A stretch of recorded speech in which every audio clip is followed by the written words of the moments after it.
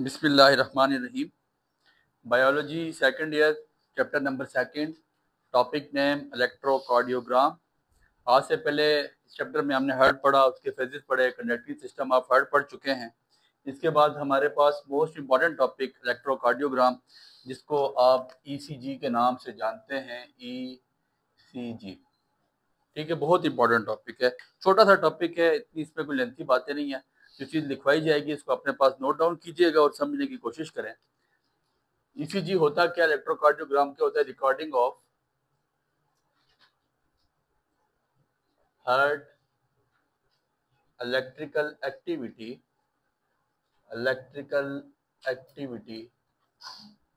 Called electrocardiogram, ECG. ठीक हो गया। रिकॉर्ड करना आपके हार्ट इलेक्ट्रिकल एक्टिविटी को। आपने देखा होगा ईसीजी करवाई जाती है तो वेव्स बन रही होती हैं।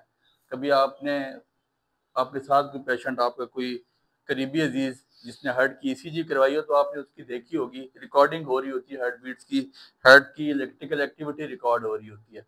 उसको हम इलेक्ट्रोकार्डियोग्राम का नाम देते हैं। और an instrument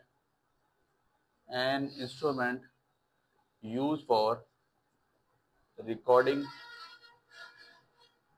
heart activity called electrocardiograph.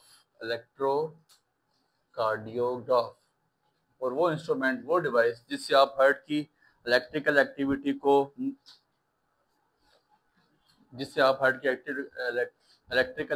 को रिकॉर्ड करते हैं, उसको हम इलेक्ट्रोकार्डियोग्राफ का नाम देते हैं। ठीक हो गया। अब आपके पास वेव्स बनती किस तरह की हैं, जरा गौर कीजिएगा। ये आपके पास वेव्स बनने जा रही हैं, ये आपने देखी होंगी इस तरह की वेव्स। ठीक है, ये आपके पास P Q R S N T. ठीक है, ये तीन तरह के फेजेस हैं, ये फेजेस आपको पढ़ा के आ चुके थे। यहाँ से पहली जो वेव बन रही है, इस वेव का नाम आपके पास पी वेव है। इस वेव को हम पी वेव का नाम देते हैं।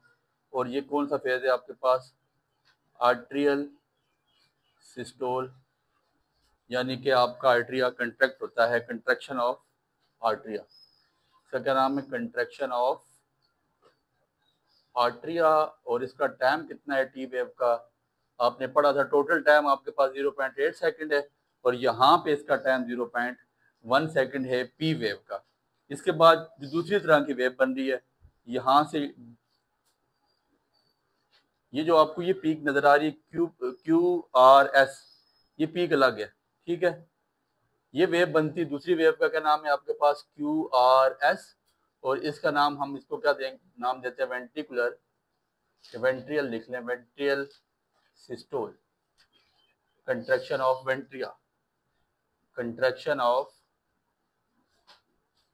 वेंट्रिकल्स। आपकी वेंट्रिकल कंट्रैक्ट होते हैं, और यहाँ पे आपके पास टाइम कितना लगता है? 0.3 सेकेंड्स। तीन तरह की वेव बन रही हैं, एक है आपके पास पी वेव, दूसरी है आपके पास QRS वेव, दूसरा लॉन्ग, और तीसरा आपके पास तीसरी तरह की वेव है टी वेव। तो ये तीन तरह की वेव बनती हैं जब आपकी हार्ट की इलेक्ट्रिकल एक्टिविटी को चेक किया जाता है। टी वेव, तीसरी तरह की वेव आपके पास है टी वेव। यहाँ पे आर्ट्रियल वेंट्रिकल डायस्टोल है, और इसको हम क्या नाम देते हैं? रिलैक्सेशन। ये रिलैक्सेशन फेज है आपके पास, आर्टरी और वेंट्रिकल्स दोनों रिलैक्सेशन हो रहे होते हैं। और यहाँ पे इसका टोटल टाइम आपके पास कितना है? 0.4 सेकेंड। ठीक है, 0.1 सेकेंड आपके पास पी वेव का टाइम है, 0.3 सेकेंड आपके पास QRS वेव का टाइम है, और 0.4 सेकेंड आपके पास टी वेव का टाइम है। टोटल टाइम जो आपके पास यहाँ पे गुजर जाता है, वो टाइम आपके पास 0.4 प्लस 0.3 0.7 और 0.1 आपके पास 0.8, जो हमने फेजेस ऑफ हार्ट बीट में पढ़ा था कि हमारे पास 0.8 टाइम गुजरता है, 0.8 सेकेंड। फिर इसके बाद आपके पास प्रोसीजर क्या है, ईसीजी की कैसे जाती है? सबसे पहले तो आपने देखा होगा कि पेशेंट को लिटा दिया जाता है। ठीक है जी, पेशेंट को लिटा के इलेक्ट्रोड जो है, electrodes are connected on the skin of patient कहाँ कहाँ लगाए जाते हैं? Skin of patient of chest, arms and legs. फिर उसके बाद क्या जाता है? And electrical activity are recorded. Electrode लगाए जाते हैं, पेशेंट को पहले सबसे पहले लेटाया जाता है और पेशेंट की स्किन पे इलेक्ट्रोड लगाए जाते हैं। किस जगह की स्किन पे? चेस्ट की, आर्म्स की और लेग्स की स्किन पे आपके इलेक्ट्रोड लगाए जाते हैं और पेशेंट की इलेक्ट्रिकल एक्टिविटी को चेक किया जाता है। ठीक है जी। इसका यूज क्या, कहाँ इस्तेमाल होती है? यूज दूसरी हेडिंग डालिएगा। It is use to diagnose, it is use to diagnose, क्या डायग्नोज करने के लिए? द एबनॉर्मल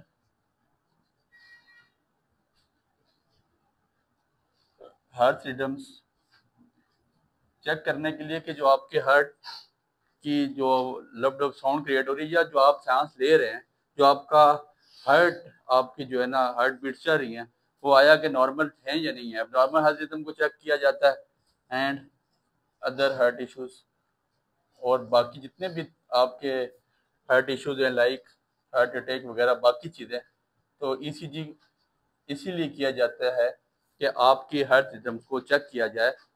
आपके हार्ट रिदम्स को चेक करने के लिए ईसीजी को किया जाता है। It is used to diagnose the abnormal heart rhythms and other issues like heart attack. ठीक हो गया। अब टाइप्स ऑफ ईसीजीज कितनी हैं? अमूमी तौर पे 3 तरह की ही ईसीजी की जाती है। ठीक है। सबसे पहले ये जो आपके पास ईसीजी है जिसमें पेशेंट को लिटाया जाता है, ठीक है, और पेशेंट को लिटा के ईसीजी की जो नॉर्मल ईसीजी है, ठीक है, जिसको नॉर्मल कहते हैं। दूसरी तरह की आपके पास स्ट्रेस टेस्ट, ठीक है जी, पेशेंट का स्ट्रेस टेस्ट किया जाता है, उसको कोई फिजिकल एक्टिविटी दी जाती है, फिजिकल एक्टिविटी दे के फिर उसको चेक किया जाता है कि आया अब उसका हार्ट किस रिदम पे चल रहा है, अब उसका हार्ट कोई वर्क परफॉर्म करते हुए उसका हार्ट की अब नॉर्मल, उसकी हार्ट बीट नॉर्मल चल रही है या अब नॉर्मल है। ठीक है। पहला प्रोसीजर जो नॉर्मल है, जो पेशेंट को लिटा के उसकी बॉडी पर इलेक्ट्रोड लगाए जाते हैं, ठीक है जी, और इलेक्ट्रोड लगा के चेक किया जाता है कि आया कि हार्ट की एक्टिविटी सही है कि नहीं। दूसरी स्ट्रेस टेस्ट किया जाता है जिसको हम फिजिकल एक्टिविटी का नाम दिया जाता है। और तीसरा जो आपके पास टेस्ट है हॉल्टर मॉनिटर्स के साथ, हॉल्टर मॉनिटर्स। हॉल्टर मॉनिटर्स क्या है कि एक पोर्टेबल डिवाइस है, portable device are connected for 24 hours. एक पोर्टेबल डिवाइस पेशेंट के साथ पूरे 24 घंटे के लिए जो है ना कनेक्ट की जाती है और पूरे 24 आवर्स में उसकी हार्ट की एक्टिविटी को चेक किया जाता है क्या है कि उसका हार्ट नॉर्मल, उसकी हार्ट रिदम जो है वो नॉर्मल है या नहीं है, जब नॉर्मल वो वर्क कर रहा है। तो ये आपके पास छोटा सा टॉपिक था ईसीजी, इतना कोई इंपॉर्टेंट टॉपिक नहीं है, बट ये है कि शॉर्ट क्वेश्चन यहाँ से लग सकता है। सबसे पहले आपको पता होना चाहिए कि ईसीजी कहा किसको जाता है, इलेक्ट्रोकार्डियोग्राम कहते हैं किसको है, और इलेक्ट्रोकार्डियोग्राफ क्या इंस्ट्रूमेंट है जिसकी मदद से ईसीजी की जाती है। 3 तरह की वेव्स बनती है, एक पी वेव है, क्यूआरएस वेव है और आपके पास टी वेव है। पी वेव बेसिकली आपके पास कंट्रक्शन ऑफ आर्टरी है और इसका टाइम 0.1 सेकंड है। क्यूआरएस वेव आपके पास ये कंट्रक्शन ऑफ वेंट्रिकल है और इसका टाइम आपके पास 0.3 सेकंड है। और आखिरी वेव टी वेव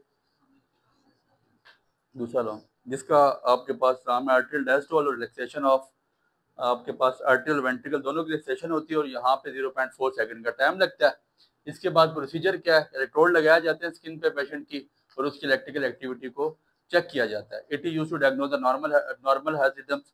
जो आपके की इसलिए जाती है कि कई लोगों को हार्ट की परेशानी होती है, हार्ट के मसाइल हैं, उनको हार्ट अटैक आता है या उनके हार्ट बीट सही नहीं चल रही होती, तो उनको रिदम चेक करने के लिए ईसीजी की जाती है। 3 तरह की टाइप, एक नॉर्मल है जिसमें पेशेंट को लिटा के इलेक्ट्रोड लगाए जाते हैं, दूसरा कोई स्ट्रेस टेस्ट दिया जाता है, कोई फिजिकल एक्टिविटी दी जाती है पेशेंट को और कहा जाता है कि यार आप फिजिकल एक्टिविटी परफॉर्म करें, आपकी हार्ट बीट को चेक किया जाएगा। और तीसरा अल्टरनेटर से 24 घंटे के लिए एक पोर्टेबल डिवाइस आपकी बॉडी के साथ कनेक्ट की जाती है और आपकी पूरी हार्ट एक्टिविटी को, इलेक्ट्रिकल एक्टिविटी को चेक किया जाता है। उम्मीद है आपको बात समझ आई होगी, दुआ में याद रखिएगा। बहुत शुक्रिया।